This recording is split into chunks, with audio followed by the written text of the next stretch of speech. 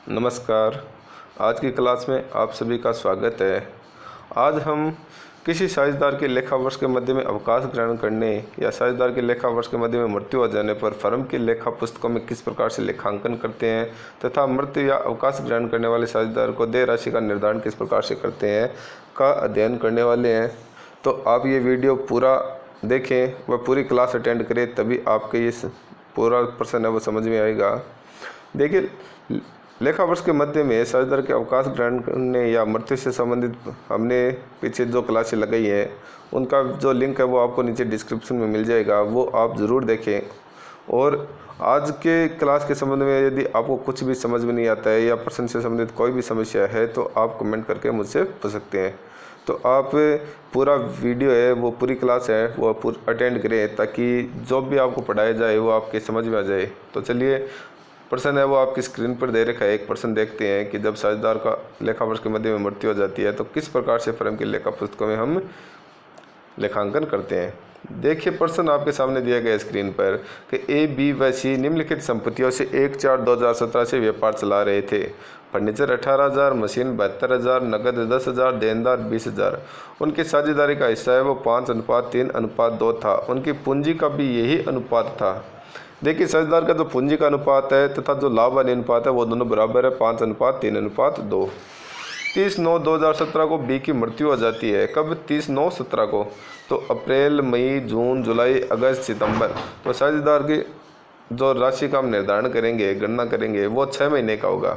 जैसे लाभों का हो गया या उसकी जो भी राशि है तो उसकी गणना हम 6 महीने के लिए करेंगे। उसके पुत्र ने पिता की फर्म में हिस्सा मांगा तथा तय हुआ कि उसकी जमा पूंजी जो उसकी मृत्यु के दिन थी वह दे दी जाए। ठीक है। उसकी पूंजी पर 5% प्रतिवर्ष की दर से ब्याज दिया जाए, दे देंगे। उसने प्रति माह के प्रारंभ में 600 रुपये की दर से आहरण किया तो उसकी मृत्यु है वो 30/9 को हुई है, तो 6 महीने का आहरण हो गया 3600 रुपये। ठीक है।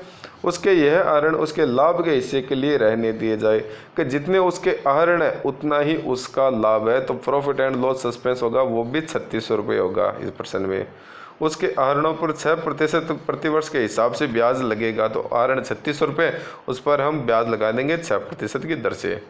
बिंदु नंबर 5 कहता है कि ख्याति का मूल्यांकन फर्म के औसत लाभ जो कि 21,000 है का 2 गुना आंका जाए। तो औसत लाभ 2 गुना का हो गया 42,000 रुपये, तो फर्म की ख्याति हो गई 42,000 रुपये। बी का व्यक्तिगत खाता बनाइए। तो देखिए, जो बिंदु हमें दे रखे हैं उन बिंदु के हिसाब से हम चलेंगे और प्रश्न को हल करेंगे। तो सबसे पहले हमें ये प्रश्न में पता नहीं है कि जो बी की पूंजी है जिसकी मृत्यु 30/9/17 को हुई है उसकी पूंजी कितनी है। तो पूंजी निकालने के लिए हमारे पास फर्नीचर दिया गया, मशीन दी गई है, नगद दिया गया है, देनदार दिया गया है। तो नंबर 1 बिंदु पर हम एक बैलेंस शीट बनाएंगे। चलिए देखते हैं हम इसका आंसर किस प्रकार से निकालते हैं। देखिए, प्रश्न को हल करते हैं तो सबसे पहले हम बी का कैपिटल अकाउंट का प्रारूप बना के छोड़ देंगे ऊपर जगह, और उसके नीचे इसके वर्किंग नोट बनाएंगे। और वर्किंग नोट पूरा होने के बाद में हम इसका कैपिटल अकाउंट है वो बना देंगे। देखिए, वर्किंग नोट में सबसे पहले मैंने बनाई बैलेंस शीट। बैलेंस शीट में मैंने फर्नीचर लिख दिया, मशीन लिख दी, कैश लिख दिया, डेटर्स लिख दिया, और इन सब की जोड़ आई 1,20,000 रुपये। और लायबिलिटी साइड में कुछ नहीं है, लेकिन प्रश्न में कहा गया है कि जो ABC का लाभ हानि अनुपात है 5:3:2 और वही इनका पूंजी अनुपात भी है। तो 1,20,000 को हम 5:3:2 में बांटते हैं तो पार्टनर्स की कैपिटल आती है A की 60,000 रुपये, B की 36,000 रुपये और C की 24,000 रुपये। तो B की मृत्यु है वो 30/9/2017 को होती है, तो B की कैपिटल है वो 36,000 रुपये। ठीक है। तो B की पूंजी पर ब्याज की गणना है वो 36,000 रुपये पर की जाएगी।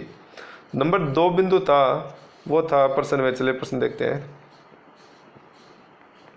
कि उसकी पूंजी पर 5% प्रतिवर्ष की दर से ब्याज दिया जाए। तो उसकी पूंजी कितनी है ये हमारे द्वारा हल करने पर बैलेंस शीट में 36,000 रुपये। तो बी पूंजी पर ब्याज है, तो बी की मृत्यु की दिनांक है 30/9/2017। तो 1 अप्रैल से लेकर अप्रैल, मई, जून, जुलाई, अगस्त, सितंबर 6 महीने हो गए। तो पूंजी पर ब्याज की गणना होगी। बी की पूंजी है 36,000 रुपये, 36,000 गुणा 5/100, 5% की दर है, गुना 6/12। हल करने पर आ गए 900 रुपये। ठीक है। अब नंबर 3 बिंदु है लाभों में बी का हिस्सा। तो इसमें कहा गया है कि जितना आहरण है उतना ही उसका लाभ है। तो आहरण है वो 600 रुपये प्रति माह कर रहा है, तो 6 महीने का उसका लाभ हो गया 1 अप्रैल से लेकर 30 सितंबर तक 6 गुना 6 बराबर 600 रुपये। और एंट्री बनती है profit and loss suspense account debit to B's capital account 3600 रुपये। उसके बाद में जो अगला बिंदु है उसमें कहा गया कि वो महीने की प्रथम तारीख को 600 रुपये आहरण करता है। तो 6 महीने का आहरण कितना हो गया 3600 रुपये।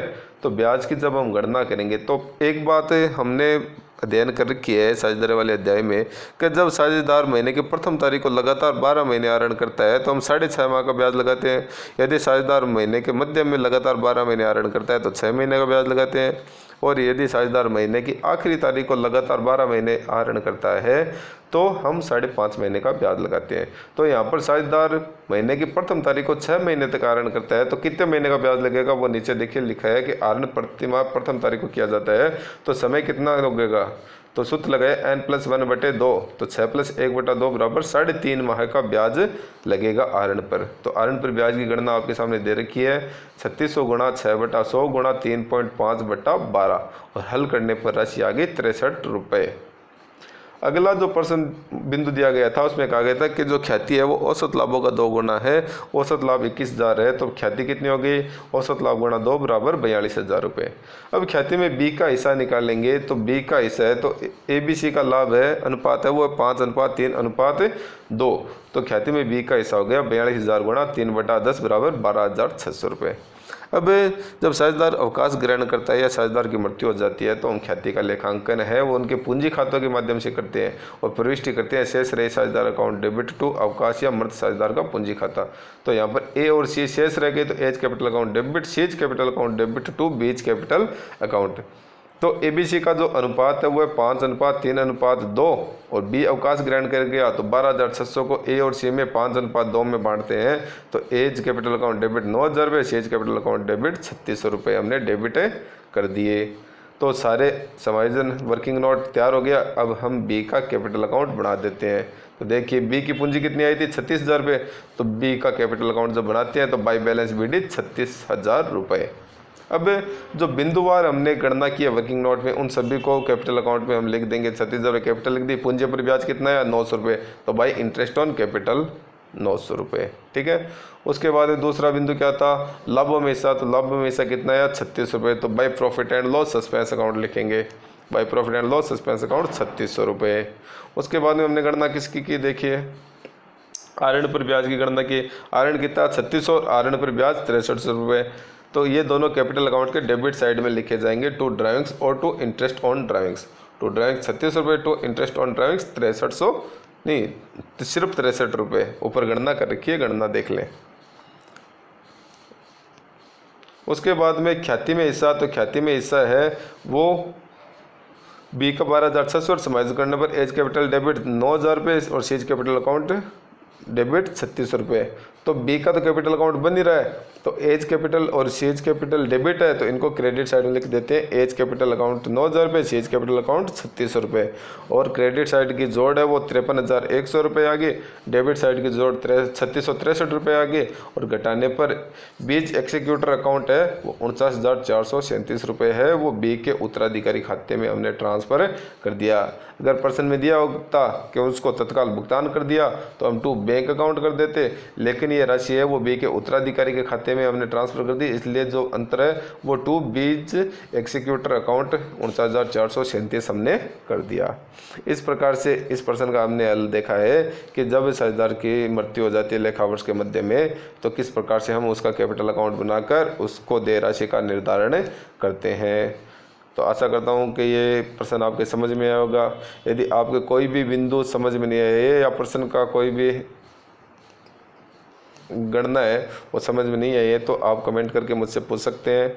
ये वीडियो आप अपने साथियों के साथ शेयर करें ताकि उनको भी फ़ायदा हो। धन्यवाद।